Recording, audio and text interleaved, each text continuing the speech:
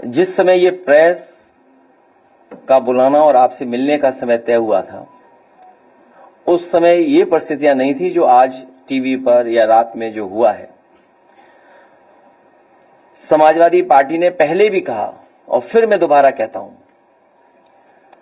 कि जो सरकार फैसला लेना चाहे, ठोस कदम उठाना चाहे, जहां से आतंकवाद शुरू हो रहा है, जहां से आतंकवाद की घटनाएं हो रही हैं, उन्हें खत्म करने के लिए और जड़ से समाप्त करने के लिए, आतंकवाद को जड़ से खत्म करने के लिए जो सरकार फैसला लेना चाहे, सरकार के साथ समाजवादी पार्टी है। जिस समय जड़ पे हमला होगा, ये जो टहनियां दिखाई दे रही हैं वो अपने आप सब समाप्त हो जाएंगी।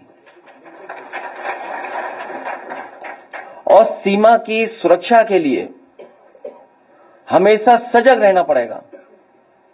सजग रहते हुए ही सीमा की सुरक्षा हो सकती है और कोई भी चूक की गुंजाइश नहीं हो सकती। हमारी सीमा की सुरक्षा को लेकर के, भारत की सुरक्षा को लेकर के कोई चूक कोई स्वीकार नहीं कर सकता है। हमें अपनी सेना पर, हमें अपनी आर्म फोर्सेस पर पूरा भरोसा है। यही फोर्स है जो सीमा पर हमारे देश की रक्षा कर रही है और उन्हीं की वजह से आज हम सुरक्षित हैं। आज हम इस हॉल में बैठ पा रहे हैं या हम सुरक्षित माहौल में रह पा रहे हैं। अभी ऑल पार्टी मीटिंग का होना फिर तय हुआ है। समाजवादी पार्टी के राष्ट्रीय प्रमुख महासचिव आदरणीय राम गोपाल यादव जी उस मीटिंग में रहेंगे। जो हमारी पार्टी से सुझाव होगा वो सुझाव जरूर हम लोग देंगे और सुझाव यहां तक देंगे क्योंकि कुछ लोग कहते थे कि अब नए तरह का युद्ध है, इसमें फौज की जरूरत नहीं पड़ेगी। और उसका परिणाम यह हुआ था कि अग्निवीर जैसी व्यवस्था लागू हुई थी जो अस्थाई है, स्थायी नहीं है। जो अग्निवीर व्यवस्था है वो अस्थाई है और वही लोग अब परंपरागत तरीकों को क्यों अपना रहे हैं। इसलिए जो कुछ सुझाव होंगे हम लोग ऑल पार्टी मीटिंग में राष्ट्रीय प्रमुख महासचिव जी के माध्यम से भेज देंगे। लेकिन जहां हम लोग यहां बैठे हैं,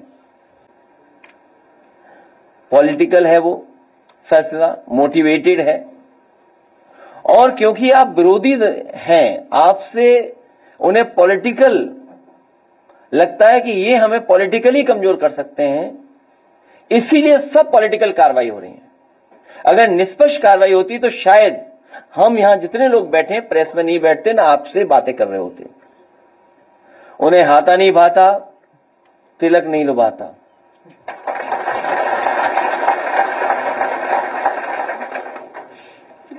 और वो ओसीएम है, आउटगोइंग सीएम। इसलिए अन्याय ज्यादा हो रहा है, इसलिए न्याय नहीं मिल रहा है।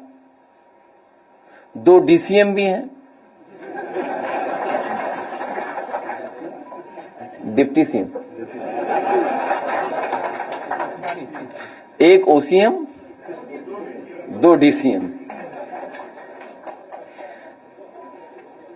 मान लीजिए उपाध्याय जी का परिवार हमारे साथ यहां है और यह सवाल पहली बार नहीं हम लोगों ने खड़ा किया।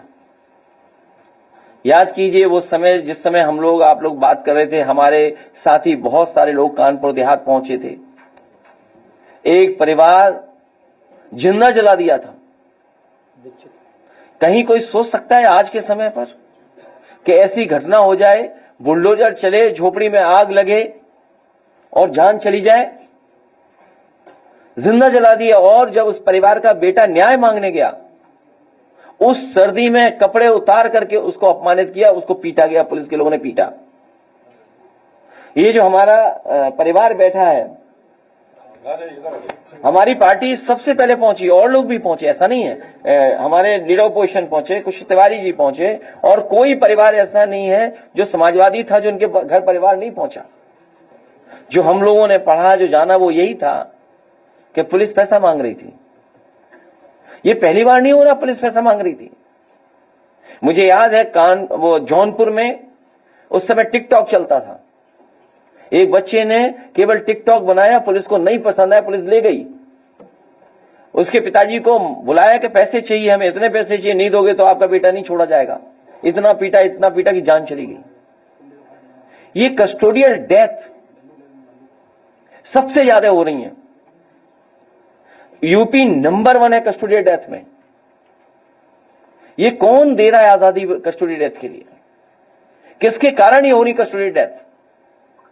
जब आप विधानसभा में बोल देंगे ठोक दो, और जब पुलिस से आप पॉलिटिकल काम लेंगे, आप अपने पॉलिटिकल राइवल्स को जेल भेजने के लिए काम लोगे। मान लीजिए अभी लीडर ऑपोजिशन ने कहा आदरणीय आजम खान साहब को जेल भेजा। हम बहुत सारे लोगों को जानते होंगे, हमारे दीक्षित जी बैठे हैं, जन्म की तारीख ठीक है, सर्टिफिकेट आपका नहीं ठीक है, इसी सीतापुर के रहने वाले हैं। उस जमाने में कंप्यूटर नहीं था। डेट ऑफ बर्थ कोई कहता था होली से पहले, कोई होली के बाद, कोई दिवाली से पहले, दिवाली के बाद पैदा हुआ, वही कहानियां बन जाती थी, वही तारीख बन जाती थी। और रमाकांत यादव, कितना पुराना मामला। इरफान विधायक, हालांकि प्रजापति भी जेल में है।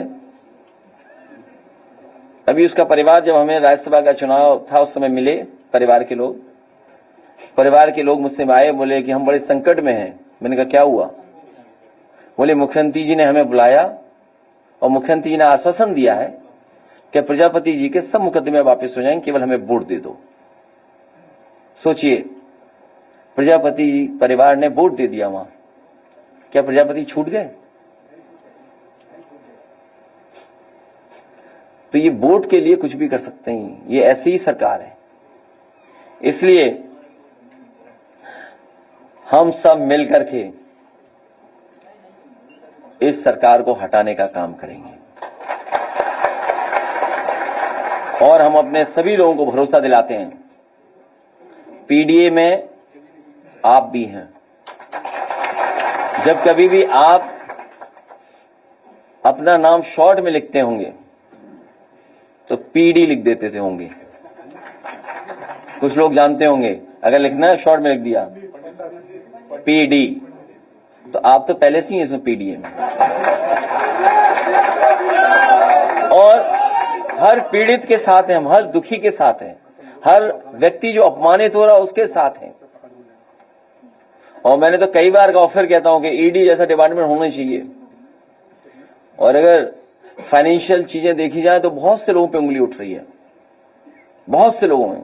कई ऐसे लोग हैं जिन्होंने बैंकों का कई हजार करोड़ रुपया, अखबार वाले भी पे दबाव है कि न छापो अखबार में। केवल एक दिन खबर आई, एक बैंक से कोई बहुत सारा पैसा लग गया, कोर्ट में केस चल रहा है, हाई कोर्ट लखनऊ में केस चल रहा है, कोई कंपनी है उसका मामला है और बड़ा, हाँ ठीक बात है। मतलब देखिए ना कैसे फ्रॉडगिरी हो रही है। 12,000 करोड़ का मामला है, शायद 12,000 करोड़ का मामला है। बैंक है, बैंक का भी नाम बदल गया अब तो। खैर, अभी सुप्रीम कोर्ट का मैं पढ़ रहा था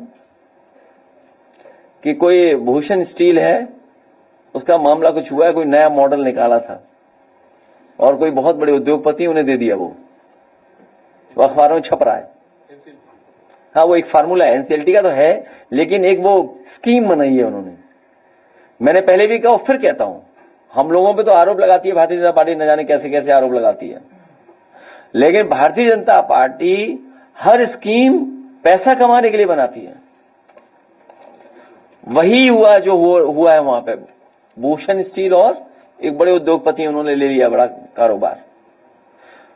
इसीलिए मैं कह रहा हूं कि इनके अपने लोग सब आजाद हैं, पॉलिटिकल लोगों को ढूंढा जाता है कि इनको कैसे फंसाया जाए, कैसे जेल भेजा जाए। उसी में कुशल तिवारी जी आप जानते होंगे, फंसा दिए गए आपका भी परिवार।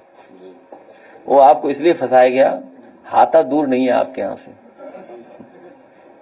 बगल में ही है मामला तो इसलिए आपको फंसाया जा रहा है।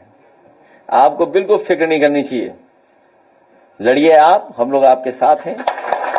और जहां तक अन्याय की बात है, ये सरकार अन्याय कर रही है। इसके सामने जो आएगा, इन्हें जातियों से नहीं लेना देना, जो आ गया अगर इनके खिलाफ है उसके साथ सरकार से कार्रवाई करा देंगे। चाहे कितना परेशान हुई है अल्पना वाजपेयी जी, सुमित ओझा उनके परिवार के सदस्य, कहां नहीं गई सोचो, हर एक से मिली, पुलिस प्रशासन सबसे मिली, सबको पता है कि घटना क्या है, लेकिन कार्रवाई नहीं कर रहे। सोचिए आप, हर पीड़ित के साथ हम समाजवादी लोग हैं, हर पीड़ित के लोग हर पीड़ित के साथ खड़े दिखाई देंगे।